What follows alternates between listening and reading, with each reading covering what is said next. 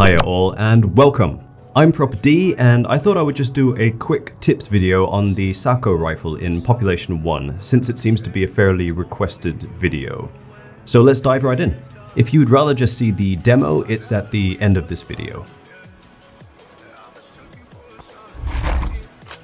Right off the bat, in my opinion, the SAKO should definitely be one-handed, since there's absolutely no penalty for one-handing. But more than that, this will also leave your offhand free to position directly at the point of the bolt in order to immediately initiate a reload after firing. If you want to achieve quick reloads, just as suggested in my previous weapons video, you move two hands equally in order to execute it. However, in this case, I find that with the SAKO rifle, it's actually better to just move your offhand to reload, as you don't actually want to move or upset your aim too much. Do bear in mind that I have my offhand influence set to 0 in the settings, but in the case of the SAKO, if you're one-handing, I guess it doesn't really make a difference either way. So as I was saying, you pretty much want your aim to remain in the same place as your last shot, with just using micro adjustments only, rather than having to re-aim all over again once you use both hands to reload. So your main aiming hand should stay quite still and quite steady, really. Especially given the nature of the SAKO being for pretty distant shots and the need for pinpoint aim pretty often. In my experience with a SAKO, yes, of course you want to be accurate, but you also want to be putting the bullets out pretty frequently. So in order to line up multiple shots in quick succession, I suppose your aim needs to be on point pretty much the whole time. I also find that there seems to be a sort of small forced delay. You just cannot rapid fire the SAKO. And initially it was because of this forced delay that I was finding that I was miscocking the rifle quite a lot. So actually learning the timing when you can actually initiate the next reload is important, since the mistimed cocking of the rifle can be a matter of life or death. And lastly, just a little tip for SAKO reloads: climbing wall peak reloads. Because of the one-handed climbing mechanics, with a bit of practice you can actually reload pretty effectively while using the top edge of a wall as cover. Rather than needing a platform to stand on, you can actually just hang off the edge of any wall and use the climbing mechanic to your advantage and reload by sort of fling climbing yourself a little bit, cocking and catching the wall again. I've seen some people sort of aim the SAKO with a straight arm, holding it out quite far in front of them. For me, I much prefer a posture where I actually hold it pretty close to my face. The main reason for this is that I find that the closer my hands are to my body, the quicker and tighter I can move my hands for aiming and reloading, etc. I don't have to make these sort of large sweeping movements, and I can just micro adjust everything. Just be careful about those reloads, as holding your hands pretty close to your body puts your face in the direct path of those reloads, and you can end up whacking your headset and face pretty hard sometimes. Now, a few of you have asked, so I'd like to introduce you to the Mamut Apto VR gunstock. The full Mamut Apto usually looks like this, but I kind of modified mine into a half stock, the back half to be specific, which includes the shoulder butt. This half stock is the stealth version, which is why it's all in black, but I've tailored it to everything that I need, including this little half carbon fiber tube that's running down the edge of the buttstock. So bear in mind, once again, this is probably best suited for a 0% offhand influence user like myself.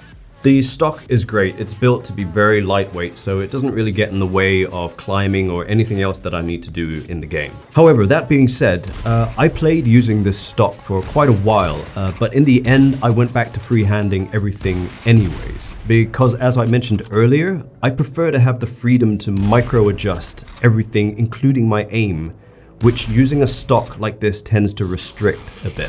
But the reason that I'm mentioning the stock is because I'm convinced that after quite a while of using it, it really helped me to better a steady aim. It sort of forced me into a standardized posture and aim, which I still maintained even after dropping the stock. I'm afraid I don't really have a lot of additional useful tips, I feel, regarding the lead of your aim in this video. No more than what I offered in the previous Population 1 weapons video. However, be sure to watch the montage or demo at the end of this video, as that might give you a few examples. But I suppose the only tip that I can think of to apply would be to start thinking of the lead distance in terms of body widths. So I tend to visualize the bullet lead I need to make in terms of how many bodies there are in front of the target that I'm aiming at. Meaning, if they are a certain distance away, I'll aim, let's say, one body in front of their trajectory. This may sound simple and very obvious, but I find that it helps to standardize what I need to learn a fair bit. But again, at the end of the day, it's still very much reactive. I'm not really thinking about this too much, and I'm certainly not trying to calculate anything when I pull the trigger. When it comes to lead aiming, I feel it really is just a sort of practice, rinse and repeat sort of thing, I feel. And after a while, you'll just get a sense for the lead you have to put in order to actually hit the target. Now, I've heard people say that the ping influences the lead aiming as well, but to be honest, I'm not so sure. To me, it feels like the main thing that the ping influences is how quickly you actually get that hit confirmation in form of a damage tick. But in terms of whether I need to actually change my lead aim based on different pings, I'm not so sure really. However, this leads me to my next point. I found that initially, very often I would fire and then wait for the confirmation damage tick to see whether I hit the bad guy or not. In retrospect, this doesn't make a lot of sense, seeing as ultimately the goal is to kill the bad guy and not to just see how much I hit him for. So now what I do is basically I focus on setting up for the next shot immediately after firing, which means I actually fire before getting any sort of confirmation back. I still check to see whether I hit them or not, but I don't stop firing until they're dead, regardless of how many times I hit or miss. Initially, this really went against the grain of what I'm used to. You know, I'd like to see that I actually hit the guy before I take another shot. But to be honest, the only reason that this might make sense is if I'm trying to conserve ammo, maybe. But even in that case, I feel that putting the bad guy down should be more important than my limited SAKO ammo. And if I run out, then I should just switch to another weapon anyways. Again, this is very much a playstyle and it won't be for everyone. I know that some people would actually prefer to actually witness the hit confirmation to help line up the subsequent shots, which makes sense, especially if it's a distant moving target. And for some, that might actually be a more effective way of doing things. All right, guys, that's all that I can think of for now. I really do hope you find it useful. Happy hunting, and I'll see you in there.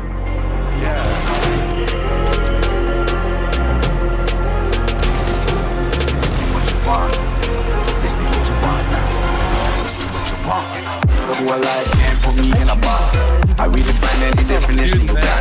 I am the tiger, I'm making steps to the top. The flames, I'll rip it up, you just gotta hand me the rock. Take a seat, you cannot stand it.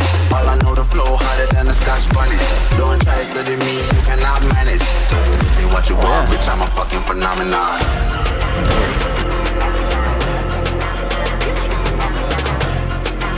Like, look, it's all dirty. It is so funny. This ain't what you want, bitch, I'm a fucking phenomenon.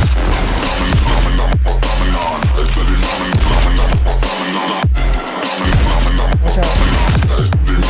He's coming for you.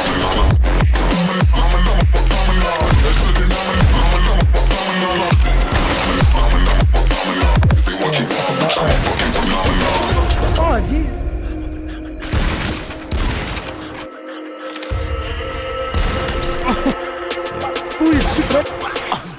Yeah, you better listen. I'm bringing heat, you'll be a fan when I start rapping. Way I'll have your fucking head spinning. I'm known as spit vicious. Release bombs and go tick tick.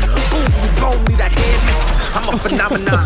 Stacking cheese like it's Parmesan. 8 different flows, call me Octomom. I'm moving fast like the Autobahn. And I'm independent, so I'm not your fucking starving like it's Ramadan. Sick, twisted, gifted. Can't copy, printed. Can't hold me down. I shake shit, I'm liquid. I drop this beat, I might get convicted. They know how I move, it was predicted. Persistent, spoken into existence, so consistent, no assistance. Hear me once, become addicted. If I rap it, then I live it. There's no cap when I be breaking this. This ain't what you want, bitch, I'm a fucking phenomenon.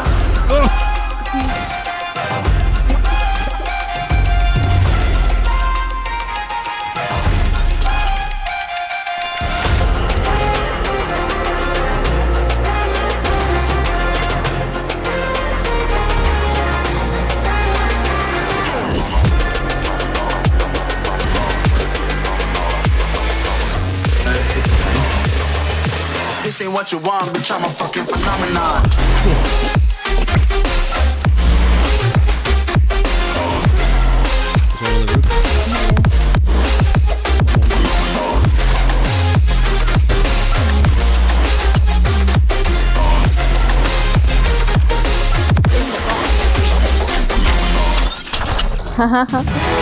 Nice.